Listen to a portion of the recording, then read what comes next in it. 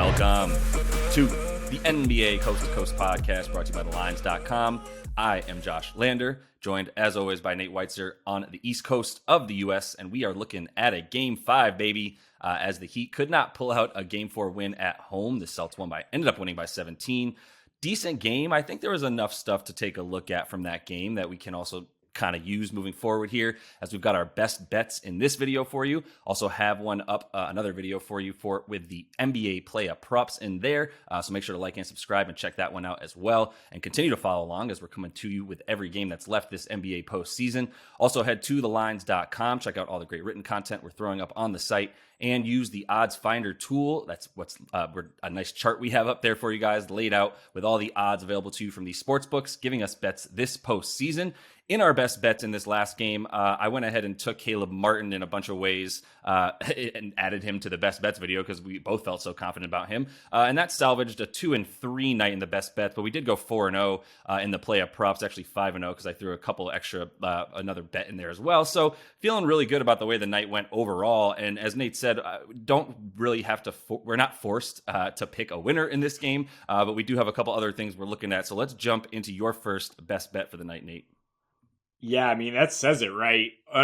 4-0 in player props, but missing all the game props again because this Celtics team is just, you expect the unexpected at this point. So I'm not going to try to bet on their effort level or their, basically their ability to win a home game, which they haven't. They're under 500 at home. Yeah. What I am going to bet on is Jimmy Butler coming to play, win or lose.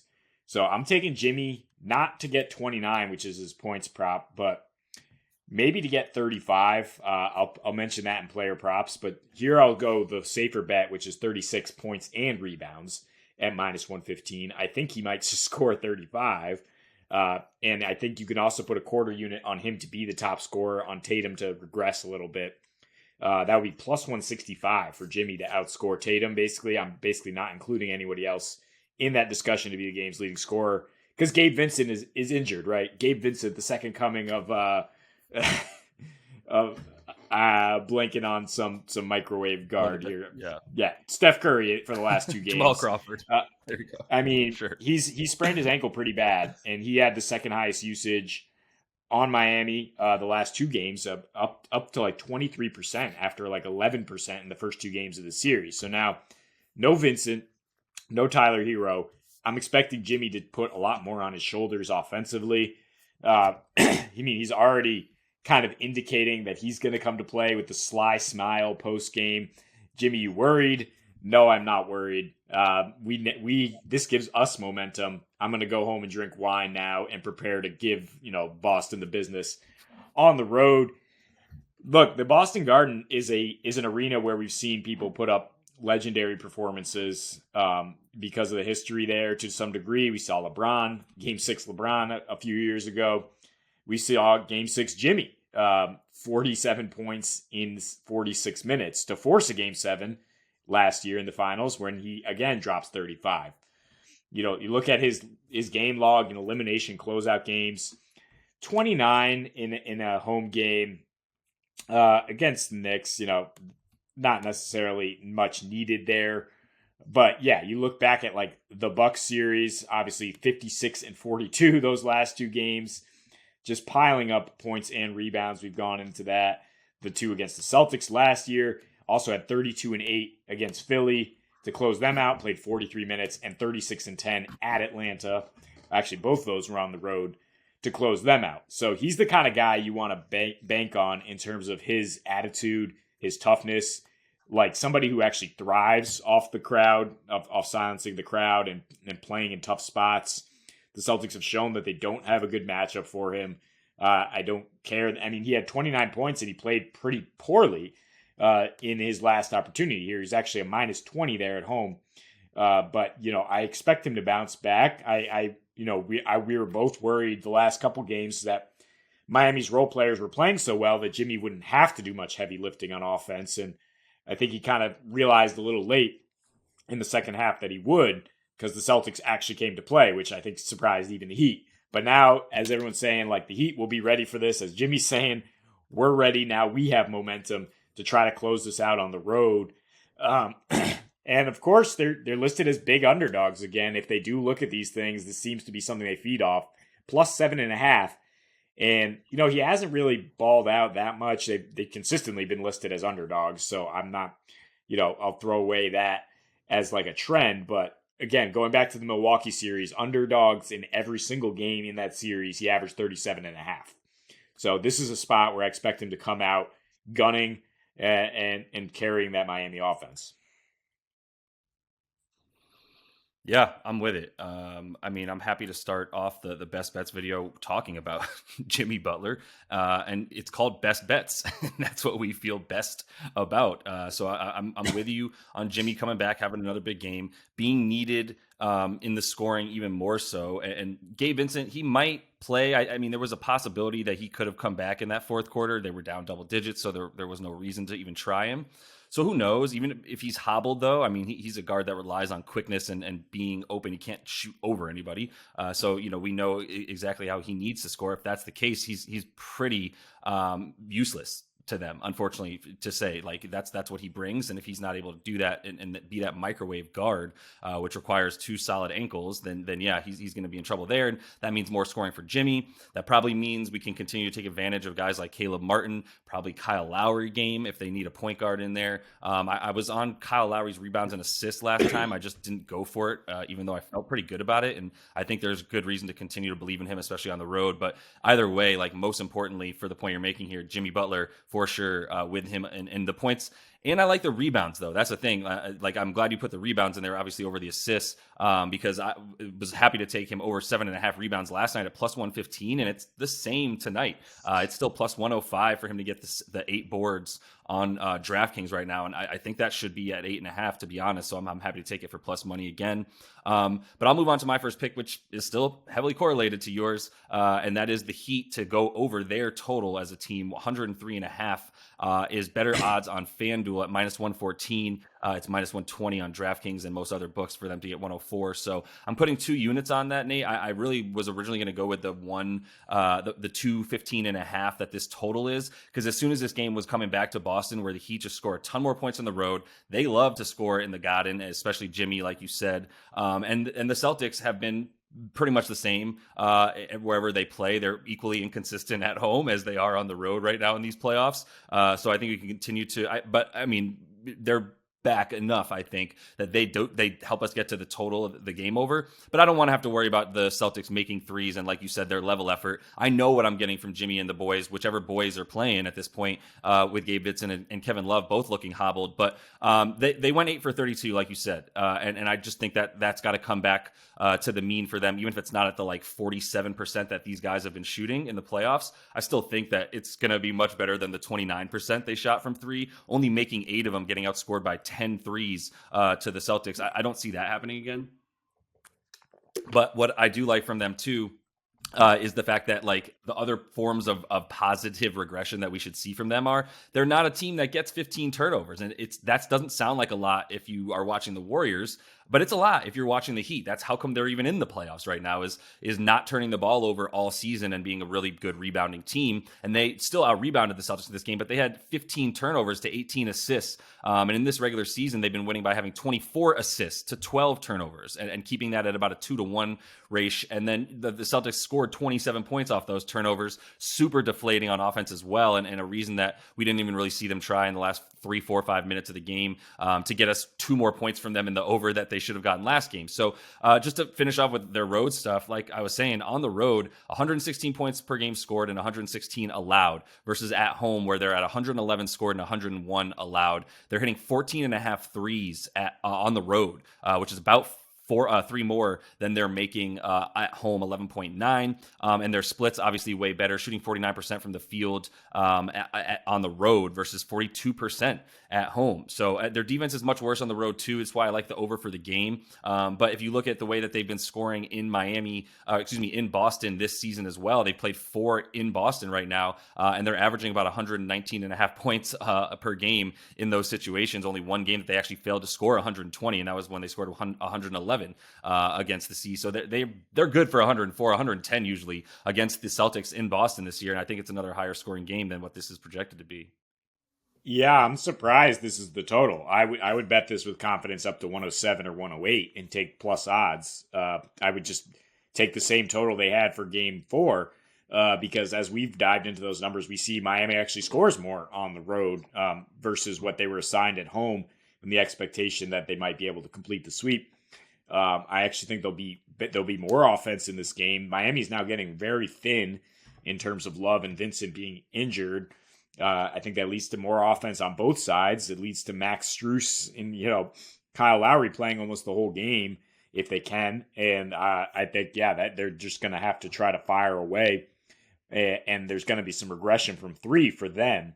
While Boston, I don't really know what to expect from them, which is why I'm more on board with the Heat total. And because, I mean, really what I worry about is Boston's offense down the stretch. And that brings me to my bet here. It's the closest thing I can do to pick a winner here, which is to just say, let me grab some really juicy odds. Boston to lead at halftime, Miami to win at plus 850 at FanDuel. And that's worth a half a unit to me because of the incredible return. And because I think there is some logic for that happening. I mean, first of all, it did happen in games 1 and 2. With Boston just collapsing down the stretch, because it also happened in game 5 when Boston was at home against Atlanta. It's been what they've done at home in the playoffs. In fact, they've lost 5 straight home playoff games that are the third home game of the series. So maybe they're due for a win, but maybe this is just the evidence of a coaching mismatch where Spoelstra comes out and usually has better adjustments than Mazzulla out of the break. And if the juice is so good because the Celtics crushed quarter 3 in game 4, I didn't see much from an X's and O's standpoint to indicate that was anything to do with the coaching. I saw Jason Tatum leaving his body as he's done a couple times in the playoffs the last couple of years, and just saying, get on my back. And then Miami scrambling to double him and guys hitting some open threes off that. So I still think we're closer to the collapse we saw from Boston the first 2 games where they led at home, and then they posted a 1.0 assist to turnover ratio. Have you ever seen that, Josh, at the NBA level for an entire half of 2 games? That is the worst mark in the playoffs by far. Same assist to turnover. It actually was below 1 in the fourth quarter of those games where they shot below 19%, where Tatum had 5 turnovers and 0 field goals, and where Miami in the second half of those games, plus 19, 131 offensive rating, grabbing over half the rebounds, which they've struggled with the last couple, and shooting 43% from 3. And by the way, they also shot 46% from 3 in the second half twice at Milwaukee to come back and beat them. So those two together, those 2 series, I believe they now have 4 second half double-digit comebacks in these playoffs. So if you don't think they can do that, you haven't been paying attention. They haven't had to do that against the Knicks, but the way Jalen and Tatum have struggled consistently down the stretch, I'm not going to necessarily buy into Tatum having a big game 4.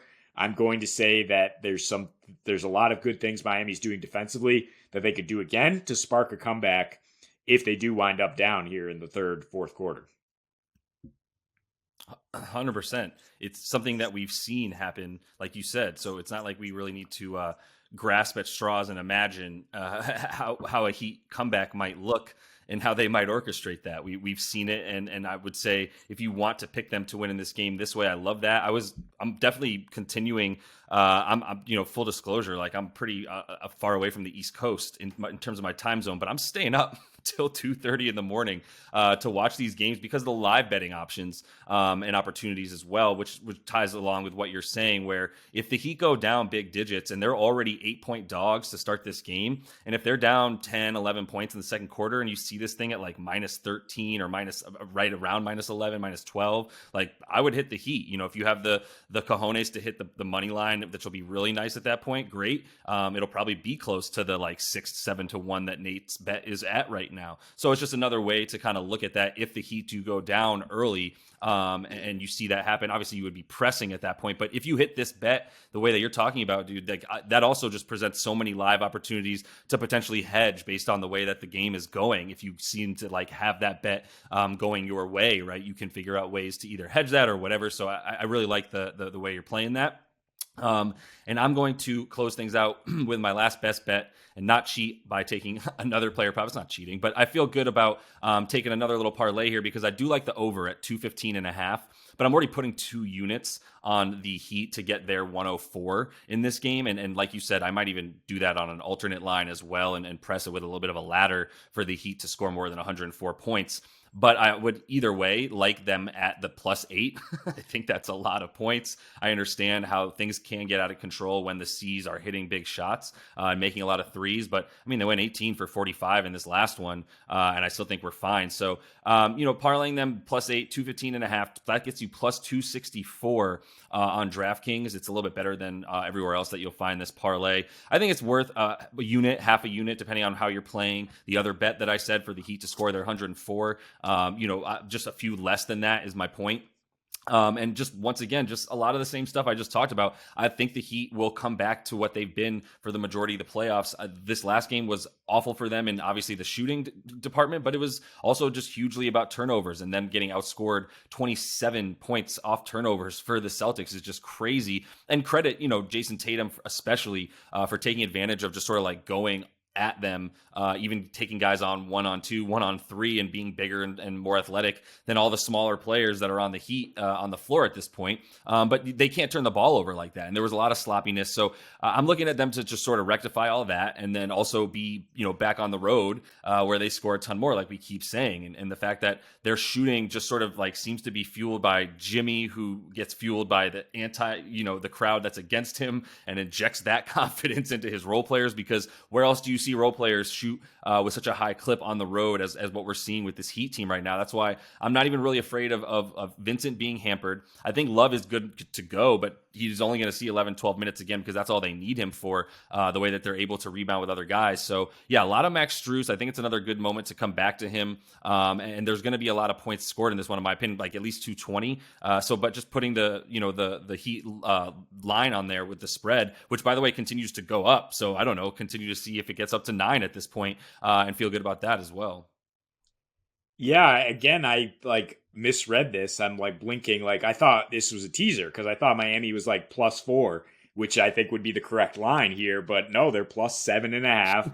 You got Charles Barkley saying the Celtics are going to have a cakewalk here. And, he's been incredibly wrong all series. Not that we've been on point trying to predict this Celtics team either. But the point is, Miami is not a team you want to bank on losing by double digits. No, sir. So yeah, I would take the parlay here. I would consider maybe if you just want to tease to 11 to get the total lower, or look at, maybe Miami to win by 1 to 10 points is kind of similar to both these bets that we're looking at. We're saying if we think they can cover, maybe they can win if they get into a dogfight again, because the Celtics, those 27 points off turnovers are alarming to me. Because, everybody talks about the threes. Do they hit enough threes to win? But if they're not getting those, they've been awful in the half court down the stretch. And that's coaching, and that's defense, and that's a lack of cohesion between their stars. And so I think their offense could stagnate down the stretch, and Miami has shown that they can capitalize.